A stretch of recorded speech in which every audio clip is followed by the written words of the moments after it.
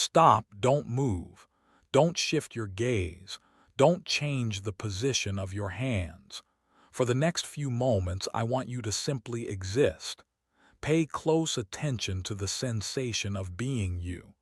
Right now, there is a distinct feeling of centrality. You feel as though you are located somewhere specific. Most likely, you feel that you, the subject, the operator, the experiencer, resides somewhere behind your eyes, roughly between your ears. You feel like a pilot sitting in the cockpit of a biological machine. You are looking out through the windows of the eyes, hearing through the microphones of the ears, and pulling the levers that move your limbs. You believe that you are the author of your thoughts. You believe that you are the consistent, unchanging entity that has existed from the moment of your birth until this very second. You believe that you are in control. But what if I told you that this sensation is a lie? What if the thing you call I is not a ruler but a rumor? A story told by a brain that is trying to make sense of a chaotic universe. This is where things become uncomfortable. Because if we look closely, using the lenses of logic, neuroscience, and introspection, the person you think you are begins to dissolve. Let us begin with the most fundamental assumption you hold, that you are the thinker of your thoughts. Consider the voice in your head right now. You use this voice to plan, to worry, to debate, and to narrate your life. You identify with this voice. You say, I thought about calling my friend. But let's run a simple experiment. I want you to think of a movie, any movie, just pick one. Do you have it? Okay. Now look at that process closely. Several movie titles likely bubbled up from the darkness of your subconscious. Maybe The Godfather or Star Wars or Pulp Fiction. Finally, one won. But ask yourself, did you choose which movies would pop into your head? Did you scroll through a database of every film you've ever seen and select 3 candidates? Or did they simply appear? The answer, if you are honest, is that they simply appeared. They were pushed into your conscious awareness by neural mechanisms completely outside of your control. You did not author the options. You merely witnessed them arrive. And what about the final choice? Why did you pick the one you picked? Perhaps you thought, I haven't seen that in a while. But why did that thought arise? Why didn't you think, I prefer comedies? If you trace it back, you find that the choice was the result of a chain of causes: synaptic weights, previous memories, current mood, blood sugar levels, that you did not configure. You are not the thinker. You are the space in which thoughts occur. This is the first crack in the mirror. The voice in your head is not you speaking, it is you hearing.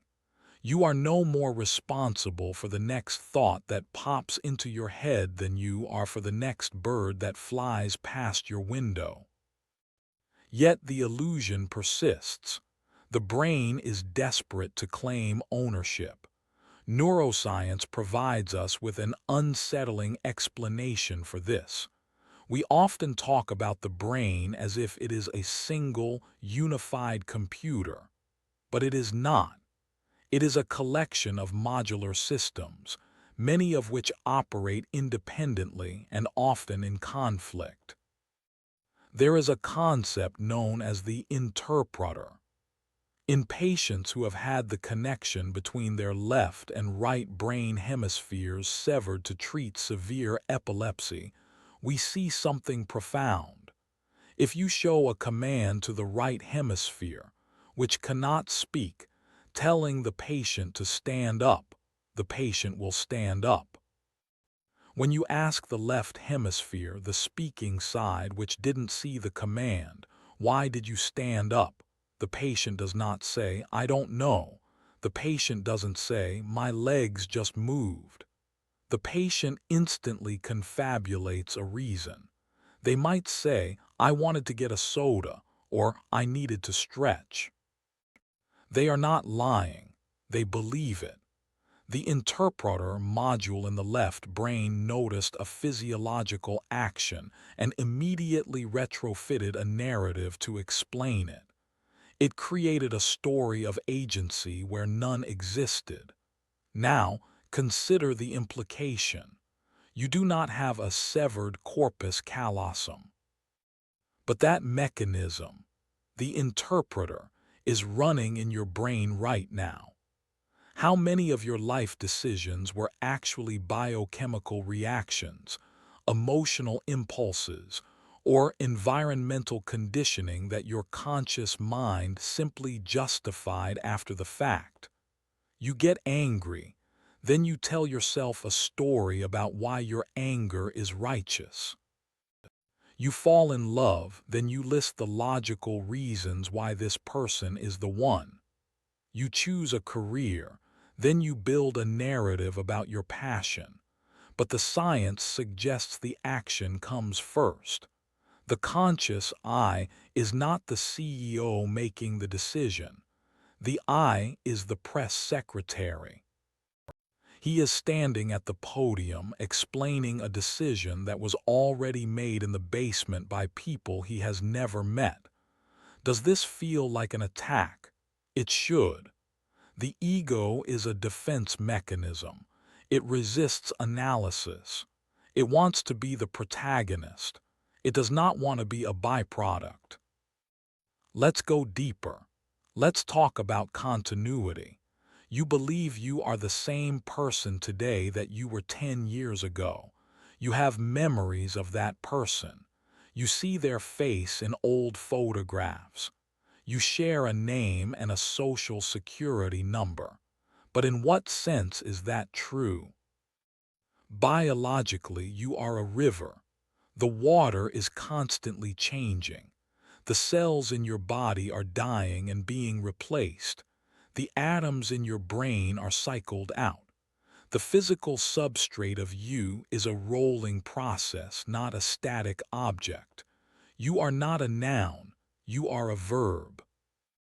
You are an event that is happening. Psychologically, the disconnect is even more severe. Think of a strong opinion you held 10 years ago. Perhaps a political stance or a taste in music or a belief about how the world works. Likely, you have changed. Your personality traits shift over time. If you met your 10-year-old self today, they would be a stranger to you. You would share memories, yes, but memories are not recordings. This is another uncomfortable truth. Human memory is unreliable. Every time you access a memory, you are not playing back a video file. You are reassembling the scene from scratch based on fragments, and in that reassembly, you edit the script. You insert your current biases. You change the lighting. You change the dialogue. You are constantly rewriting your own backstory to fit the character you are playing today. So if the biology is different, the personality is different, and the memories are reconstructed fiction, what is the thread that ties it all together? It is the feeling of I-ness, that singular, tight sensation of selfhood. But if we look for this self in the brain, we cannot find it. There is no center where it all comes together. There is no homunculus. Vision happens in the occipital lobe, language in the temporal, decision-making in the frontal, fear in the amygdala. It is a symphony without a conductor. The music happens, but no one is waving the baton. The sense that there is a conductor is just another sound produced by the orchestra. Why does the brain do this? Why create this elaborate illusion of a self? Evolutionarily, it is efficient. An organism needs to distinguish between me and not me to survive. It needs to know that this hand belongs to this body so it doesn't eat it. It needs to know that this pain is happening here, not there. The self is a user interface. Think of your computer.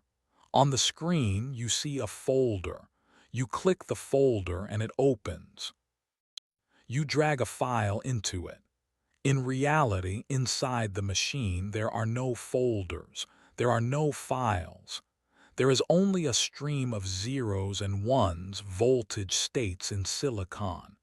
If the computer showed you the reality, the raw code, you wouldn't be able to use it. It would be too complex. So the computer creates a desktop, a convenient fiction, a simplification. You are the user interface of your organism. You are the icon that represents the system. You are not the system itself. The pain you feel, the joy you seek, the ambition that drives you, these are the icons on the desktop. They are real signals, but the entity experiencing them. The I is the interface, not the hardware. Let's pause. Observe the reaction in your mind right now. Is there resistance? Is there a voice saying, no, this is too abstract. I am real. I feel real. That resistance is the very mechanism we are discussing. The self protects itself. The idea that you are an illusion feels like death. We are terrified of non-existence. We build monuments, we have children, we write books, all to ensure that this I continues. But here is the paradox. You cannot cease to exist because you never existed in the way you think. What actually exists is experience. There is seeing. There is hearing. There is thinking. There is feeling. But there is no seer separate from the sight. There is no hearer separate from the sound. There is no thinker separate from the thought. When you are deeply engrossed in a task, perhaps playing a sport or playing music or solving a complex problem, you enter a flow state. In that state, the chatter of the I disappears. There is no self-consciousness. There is only the action. Are you dead in those moments? No. In fact, most people report that those are the moments they feel most alive. Why? Because the burden of the self has been dropped. The energetic cost of maintaining the illusion is gone. The processing power is dedicated entirely to the reality of the moment. The self is often just a layer of anxiety and commentary overlaid on top of raw experience. This leads us to the most difficult realization of all. If you are not the author of your thoughts, what happens to responsibility? If your identity is a fluid construct, then what happens to blame? What happens to pride? If a storm destroys a house, we do not blame the storm. We do not say the storm was evil. We understand that the storm was the result of atmospheric pressure. It could not have done otherwise. But when a human does something destructive, we blame the human. We say they chose to be bad. However, if we accept that the human mind is a physical system, governed by the same laws of cause and effect as the storm, the logic of blame fractures. A person's behavior is the sum of their genetics, their childhood, their neurochemistry, and their immediate environment. If you had their exact atom-for-atom brain structure and their exact life history, you would have made the exact same choice. You would be them. This does not mean we shouldn't isolate dangerous people. We put up levees to stop the storm, but we do not hate the water. This realization is not a license for apathy. It is a pathway to a profound, rational empathy. When you realize that your enemies are not evil agents but unfortunate systems, hatred becomes impossible. It is replaced by understanding. When you realize that your own achievements are the result of luck, timing, and biology, arrogance becomes impossible. It is replaced by gratitude. The dissolution of the self is the birth of compassion. Let's return to the present moment. Where are you? Look for the looker. Turn your attention inward. Try to find the specific point in your consciousness where you resides. You will find sensations. You will find emotions. You will find memories. You will find the voice talking about finding the self. But you will not find the self. You are trying to bite your own teeth. You are an eye trying to see itself.